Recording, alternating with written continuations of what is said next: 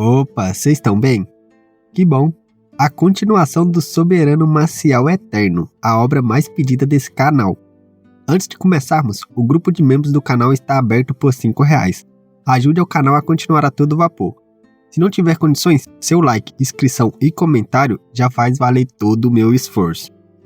Após o protagonista entregar as pílulas para os irmãos, apenas para mudar e disfarçar o foco da conversa sobre ele estar usando o veneno do garoto como bateria para seu cultivo, o tio deles chega para levar o garoto para minerar. E quando vê o prota, quase se caga todo que nem percebe que o garotinho tinha se tornado um guerreiro marcial.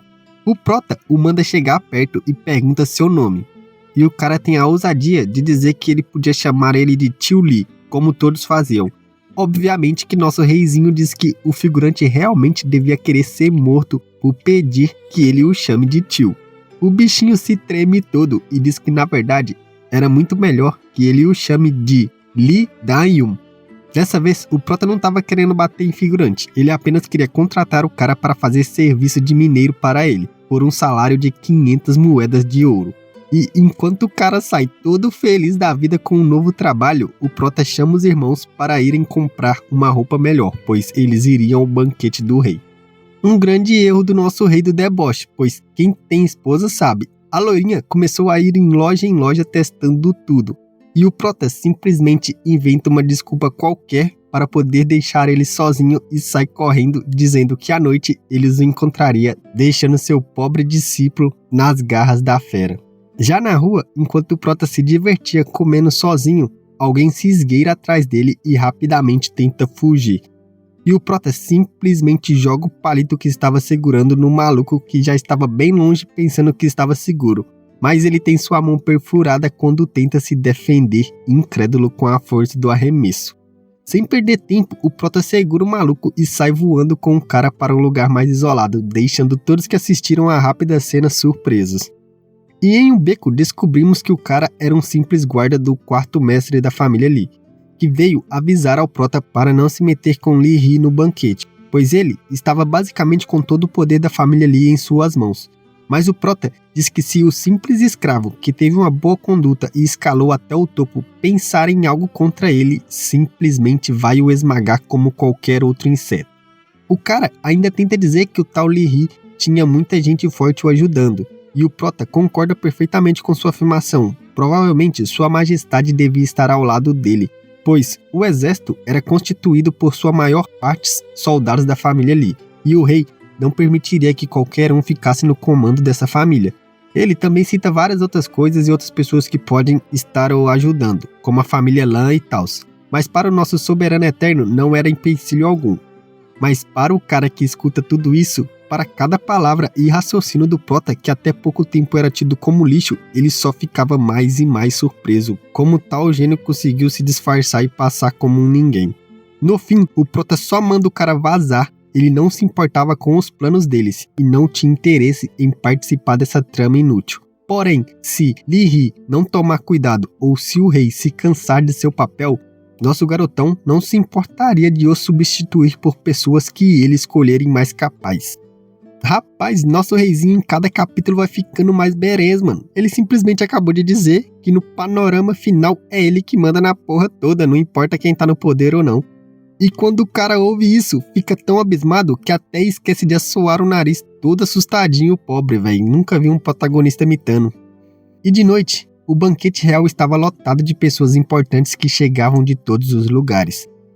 Um dos amigos do prota vai o cumprimentar com um soco no ombro, mas fica assustado quando percebe que quase quebrou sua mão e pergunta o que tinha acontecido com o corpo desse monstro. E como um bom amigo, o prota ignora a besteira dos dois e entrega 2 pílulas do impacto também para eles. Os dois precisavam urgentemente avançar em seu cultivo. E família! Enquanto ele estava conversando, nessa hora a loirinha chega toda perfeitinha e aparece chamando o prota. E quando seus amigos veem isso, já começam a zoar ele, dizendo que agora fazia sentido ele ter sumido nos últimos dias. Ele estava atrás de rabo de saia. Ele ignora mais uma vez os dois e apresenta os irmãos dizendo que o garoto era seu novo discípulo. Mas seus amigos dizem que ele era um garanhão. Até mesmo pegou o garoto como discípulo para poder ficar com sua irmã, fazendo o menino ficar todo traumatizado, perguntando se toda a ajuda até agora era com a intenção de entrar para a família pegando sua irmã. E já logo vai tomando um fique esperto no pote de sua irmã para não ficar falando muita merda. Quando o Prota e seus convidados chegam na parte do banquete, várias figuras importantes já estavam presentes. Lee Hi, tentando parecer superior como o atual chefe da família Lee, diz ao Prota para ele se sentar no lugar destinado à sua família. Não era necessário ocupar um lugar diferente. Óbvio que nosso espanca figurante finge que nem ouviu e faz uma piada para a loirinha sobre fresquinhos que ficam com o nariz em pé, fazendo todos os presentes rirem como se não houvesse amanhã. Menos Lee Hi, que quase se engasga com sua bebida, mas ele é irrelevante. Mas mesmo sendo irrelevante para nós, um dos guardas da família Lee pura para atracar o Prota sob o pretexto de falta de respeito para o atual líder da família. E te falar, viu, esse Prota só dá orgulho, o bicho lança sua bebida para o ar, para não derrubar uma gota sequer, acerta o figurante perguntando se ele tinha alguma ideia de com quem estava falando, e pega a bebida de novo como se nada tivesse acontecido. Então, ele olha para Lee Hi, diz que com seu ótimo trabalho, ele até conseguiu escalar de escravo, receber o sobrenome da família Hi e se tornar o atual chefe. Mas o tal do Lee e o Xion, nosso protagonista, precisava colocar seus cachorrinhos na linha. E completa perguntando, não é mesmo meu escravo número 8527, deixando Lee Hi se cagando todo. E o restante dos convidados completamente desacreditados com a cena que se passou diante de seus olhos. Acostume-se logo, tio, com tanto figurante que nosso Prota espanca nem deveria ser mais surpresa pra vocês, velho. Mesmo depois dessa humilhação grátis, o cara não queria parar e queria ser mais humilhado, e continua gritando. Mas o Prota, elegante como sempre, apenas disse que esse era o banquete de Vossa Majestade e não queria quebrar todos os ossos de seu cachorrinho que estava saindo da linha. Ouvindo isso, o cara já parte pra cima dele, mas o Ruivinho Beres, que era um dos mais fortes do continente, simplesmente aponta o dedo pro maluco e diz que isso já era o suficiente. Depois de colocar o figurante em seu lugar, o comandante Ruivo fica observando o Prota, se perguntando como ele pode ter chegado a tal nível de maestria em artes marciais, se nem ele mesmo consegue essa façanha. Seus golpes foram perfeitos que nem mesmo ele poderia fazer isso. Nessa hora, o rei chega e junto com ele veio as duas waifuzinhas do Prota. Enquanto todo mundo se curvava, o Prota simplesmente faz o sinal de paz e amor. Esse cara é uma figura, mano, um mito. O rei anuncia que essa festa era para parabenizar a guardiã Ruivinha por se tornar alquimista e por sua filha que recentemente foi curada de sua doença crônica. Então, os convidados mais importantes começam a entregar seus presentes. Um cara entrega 2 pérolas muito caras, enquanto o comandante Ruivinho entrega 2 técnicas muito overpower para as duas. Chegando a vez do alquimista, ele simplesmente entrega uma pílula que diz preservar a beleza da mulher por muito tempo. Então, chega a vez de Lee Hi, que estava como chefe da família Lee. Ele diz que tinha apenas uma coisa para entregar para a professora, que era um prendedor de cabelo feito de um mineral muito caro, uma jade pura. Todo mundo fica incrédulo quando ouve isso. Mas ele não termina por aí. Falando da beleza da princesa, ele simplesmente fala que encontrou um ovo de besta demoníaca e entrega para a garota. Todo mundo estava incrédulo. Ovo de bestas demoníacas são muito caros, porque bestas demoníacas são muito orgulhosas e não aceitam ter parceiros. Então, o único jeito depois de anos tentando de dominar uma besta é pegando seu ovo e a cuidando desde jovem. Mas esses ovos são muito difíceis de se encontrar, então presentear alguém com um é simplesmente jogar dinheiro fora. Até mesmo o comandante Ruivinho, que é muito rico, diz que as crianças de hoje em dia gastam muito dinheiro para pegar mulher. Mas enquanto todo mundo tá abismado, alguém simplesmente diz: realmente, um ovo de besta demoníaca é muito importante e caro. Mas pra que a princesa ia querer um ovo de besta demoníaca morta? É pra ela comer? E todo mundo olha pra quem estava falando e obviamente que era nosso mitinho. Lee Hi começa a gritar desesperado, falando que gastou tanto dinheiro que daria pra comprar nosso Prota por 1000 vezes. Mas o Prota diz que a princesa vai ficar desapontada depois de cuidar vários e vários meses desse ovo e descobrir que ele estava podre. O rei diz que, por ele ter salvado a princesa, ele vai deixar passar dessa vez. Mas ele tem que medir suas palavras. Mesmo sendo um jovem, ele precisa assumir suas responsabilidades quando dizer alguma coisa. O prota diz que mesmo se explicar, ninguém entenderia. Mas tudo bem, ele não liga pra isso. Nessa hora, um outro cara chega entregando um presente muito valioso para as duas. Para a princesa, ele deu 10 pedras do dragão, que não era muito cara separada, mas 10 delas dava para comprar coisa para baralho. E para nossa professora Ruivinha, ele simplesmente diz que comprou pedras primordiais para ajudar ela a avançar no seu cultivo. Cada pedra primordial dessa valeria basicamente um ovo de besta demoníaca, mano. Só pra você ter ideia do valor que o cara gastou pra tentar surpreender nossa Ruivinha. Mas ela já tem dono, filho, você perdeu. Ele já se declarou para a Ruivinha muitas vezes, mas ela sempre negou. Por isso, ele preparou todo esse presente para ela dessa vez. Ele era o príncipe que queria ascender ao status de imperador, e com a ajuda dela, que agora era uma alquimista, e quando ela usar essas pedras e se tornar uma cultivadora muito mais forte, ele conseguiria com certeza alcançar esse objetivo. Mas a nossa Ruivinha simplesmente fala que um presente tão caro e inestimável, ela nunca ousaria aceitá-lo e tocar. Vendo que seria rejeitado mais uma vez, o príncipe idiota começa a correr com as pedras primordiais na mão e dizer que perante todas as pessoas importantes do reino, ele estava a pedindo em casamento dessa vez oficialmente. A Ruivinha, irritada, diz para ele se controlar. Na próxima vez que ele passar do limite, ela não responderá por ela mesma. Rapaz, tá doido de mexer com a mulher do nosso prota, fi? Se controla aí, ó figurante. Só porque você é príncipe, você acha que você pode alguma coisa?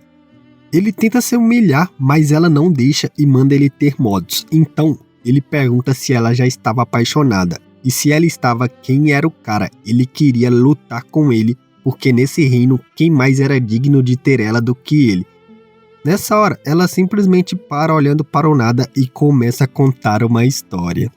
15 anos atrás, no Palácio Celestial da Noite, sua mestre chegou da base da montanha. Sua gentil, carinhosa e sempre bondosa mestra estava diferente. Agora ela estava mais rígida, cruel e sempre descontava suas frustrações na nossa Ruivinha favorita. Ela sempre ouvia sua mestra chorando e falando o nome. Ela sempre disse que queria descobrir quem era esse homem para poder dar uma surra por fazer sua mestra ficar assim. Mais tarde, ouvindo sua mestra um dia sussurrar chorando, ela descobriu o nome desse homem. Gu Fei Yang. Para quem não se lembra, era o nosso protagonista antes de reencarnar. Um dia, no palácio, sua mestra conseguiu reunir vários soberanos marciais. Todos eles discutiam sobre o preço para essa missão que ela estava tentando imbuir a eles. No final, todos concordam em participar desse combate. Como tinha muitos, eles ainda estavam duvidosos se Gu Fei Yang ia ter coragem de aparecer. Vários deles diziam que assim que ele aparecer, eles sozinhos enfrentarão e lutarão com ele e derrotarão o tal soberano marcial mais forte. Então, um deles pergunta para a mulher se realmente Gu Fei Yang ia aparecer ou se ele iria buscar ajuda, afinal, tem muitos soberanos marciais ali, ninguém seria louco de desafiar todos de uma vez. Ao todo, tinha 10 soberanos marciais ali. E eles estavam receosos pensando que Gu Fei Yang tinha ido atrás de mais 9 ajudantes para fazer uma luta 10 contra 10. Um cara muito debochado disse que mesmo que for uma luta 10 contra 10, ele tem total garantia de poder derrotar Gu Fei Yang, era só deixar para ele. A mulher não perde mais tempo e fala que tem certeza que Gu Fei Yang não pedirá ajuda e também não deixará de aparecer ali. Então, o carinha de cabelo branco olha pra ela e pergunta como ela tinha tanta certeza que Gu Fei Yang iria aparecer. Nessa hora, ela simplesmente fala, eu sei que ele vai aparecer, porque ele já chegou. Vendo que ninguém apareceu depois da mulher falar, o cara fala, seu palpite estava errado. E ela simplesmente diz, não era um palpite, ele realmente chegou. Você não percebeu que os ventos ficaram mais fortes? Os outros soberanos dizem que eles estavam em um pico muito nevado. É lógico que teria ventos ali, mas nessa hora, uma forte ventania entra pela sala perturbando todo mundo. Quando os 10 soberanos marciais saem da sala para ver o protagonista, eles simplesmente veem uma mão enorme de vento no ar. Então o protagonista começa a citar sua técnica. Os ventos e as nuvens se movem por minha causa. Grande palma da mão de ventos. Um dos caras já começa a desesperar e grita: que poder é esse, mano? Vendo que sozinho nenhum deles seria comparável ao poder do Prota, os 10 começam a lançar suas técnicas para ir de encontro com o ataque do Prota. Mas foi tudo em vão. Mesmo todos eles usando todas suas forças em suas melhores técnicas, eles são esmagados como insetos. O Prota é insano demais, família. Enquanto eles pensam que eram todos soberanos marciais, como poderiam haver tal diferença de poder? A mulher que era a mestre da Ruivinha simplesmente diz: é óbvio que há tanta diferença, afinal ele é o mais lindo e belo. E nessa hora nosso Prota vem descendo a escada de nuvens como se fosse um deus, família. O bicho é bravo demais. Então é isso, família, vou ficando por aqui. Se curtiu o vídeo, já dá um like, se inscreve no canal. Lembrando que o grupo de membros está ativo aí. Por R$5 você ajuda esse canal a ficar todo vapor e trazer mais vídeos para vocês com uma frequência mais rápida. Vejo vocês em breve. Até lá, fiquem bem. Falou, falou e falou. Fui!